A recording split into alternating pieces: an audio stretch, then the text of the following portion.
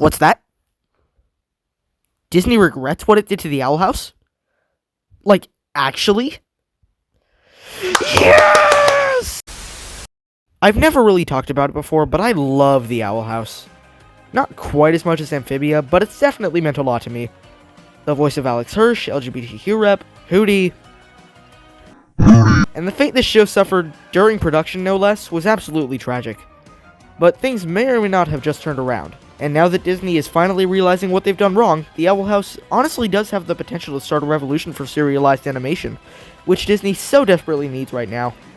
But you may wonder, what did Disney do to this show? Why? What caused them to break down and come to their senses?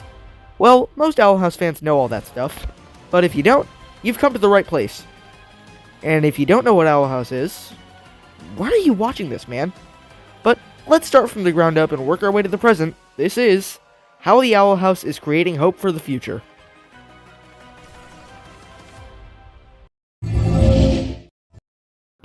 It remained unclear for months as to why the Owl Show took the bullet it did. Was it the gay witchcraft because Disney is homophobic, not gonna lie? Was it budget cuts because of COVID? Actually, partially yes, but all shows had some kind of cuts, so why did this one have such an oddly specific fate? But anyway, on May 17th, 2021, Dana Terrace took to her Twitter to announce that the Owl House's second season would premiere in June of that same year. In addition to news of when the show was coming back from its longest hiatus, it was also confirmed that we were getting a third season, except not really. Season 3, rather than also being a full crop of 20 adventures, would be condensed into 3 45-minute long specials. Also, Season 3 is the last one. Oh god, why am I not surprised? What a weird fate. If it really was COVID-related reasons, why was this show getting such a unique budget cut? Amphibia's final season was cut a couple episodes short, but that was all. Big City Green's third season will consist of 20 half hours as opposed to the usual 30, but what the hell could have happened to Owl Show? The secret ingredient is spite. It wasn't until October of last year that Dana hopped onto Reddit and spilled the tea. Disney had declared that the Owl Show didn't fit their brand.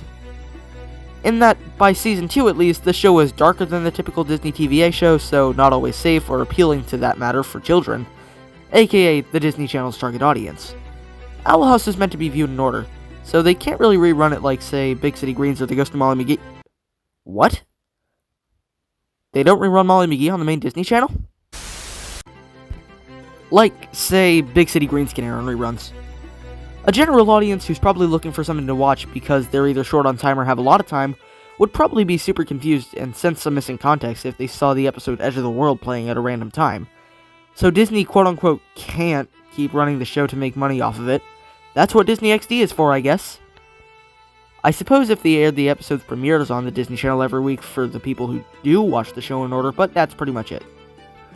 But do you know the wildest thing about the show being cut?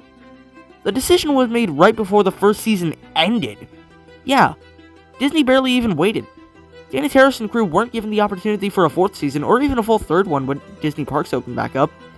Disney literally used a once-in-a-lifetime pandemic as an excuse to cut a show they hadn't even really given a chance yet.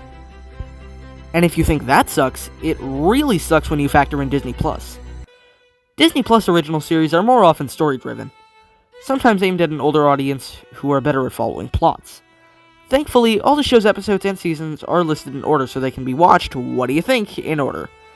It's a shame, because from that information you can tell how much better off The Owl House would be as a Disney Plus series, rather than a Disney Channel series.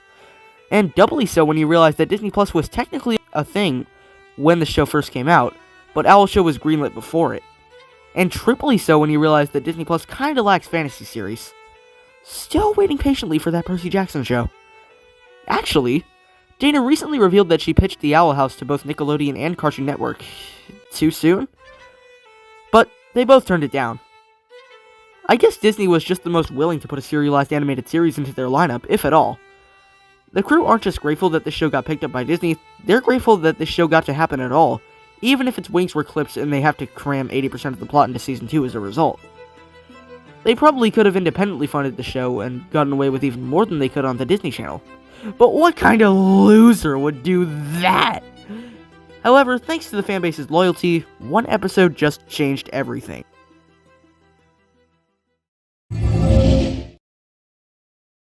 At this point in the show's run, most people knew what had happened to it. It was unfortunate, but what was done was done. Still, the show managed to drum up that hype that comes with a new season, even if this new season was an atypical one. Thanks to them, in addition to already being a fantastic episode that made the absolute most of the materials it was given, brought in some great numbers. This kids show saw roughly 260,000 viewers on its initial airing on October 15th. And before any of you compare that to SpongeBob or something, consider the following. A. This show is technically intended for children and airs on a network that is also intended for children. B. The episode's time slot was 9 p.m. And C. It's 2022 and cable is basically dead at this point. So that's pretty impressive, wouldn't you say? But none of this even comes close to what happened later. Disney has this strategy of releasing the first episodes of their cartoons on their YouTube channel for free, so the average internet goer can get a taste and be the judge of whether or not they want to check out more of it. It's foolproof! And now they've also started uploading random episodes depending on the occasion. Presumably because it was the season premiere, thanks to them was uploaded. So anyone, anytime, anywhere can watch it. And if you've been looking to watch it or just want to because you've heard people sing its praises, I'll leave a link to it in the description. The important thing, however, is, again, the numbers. The episode as a YouTube video was briefly at number 1 on the trending page, got like 1 million views in about a day, and as of now, boasts over 3 million views, making it one of Disney Channel's fastest growing YouTube videos. Nowhere near their most popular, but still, that's an impressive feat. With this, it officially came to Disney. The cold water had been splashed on them like loose all throughout Season 1. They realized, maybe cutting the show's final season short in the middle of production wasn't optimal for the crew or fans. Maybe it did more harm than good. Maybe it made people feel bad. Maybe we had something special on our hands. Maybe we threw out half a perfectly good pizza. And a whole couch, too.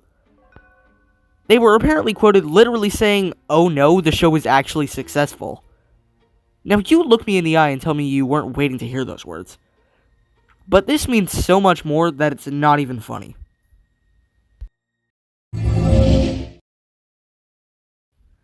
So much more Owl House content is possible now.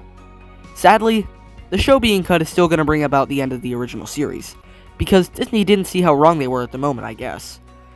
But shows are produced way in advance, so the crew is already just about done with Owl House, even if some of them wish they weren't.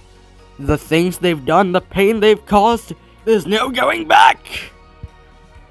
But now Disney execs have gotten the fact that people like shows with setups, payoffs, arcs, culmination.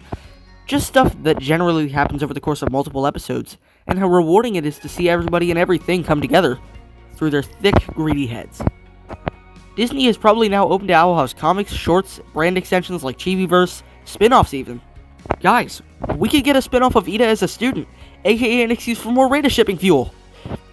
It's honestly not just limited to Owl House though. Disney will probably become more open to greenlighting more story-oriented shows now, even if they don't go to the Disney Channel. It's a shame, because now that Disney Plus has been in full swing for years, there's no reason not to send a show that's supposed to be watched in order and released in the streaming era straight to streaming. Maybe the Disney Channel will be dead as a whole soon, but hopefully not. Overarching stories are totally okay to have, and anything can fit with a brand. It's all about stretching the limits to evolve. Maybe this is all a bunch of wishful thinking, but it takes a lot to change the mouse's mind. And if the Owl House can do that, then that is surefire proof that things can change and Owl House can and will leave a legacy.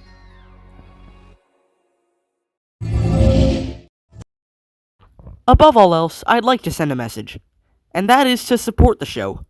Watch it on Disney Plus, draw some fan art, share some of your favorite episodes, moments, or anything with other fans online. Make fan merch, buy fan merch, make a video like I am right now. Anything to continue pushing Disney in this direction. That's all you're getting from me today. Now it's your turn. But if there's anything else you can do, feel free to like, subscribe, comment, share, and have a great rest of your day.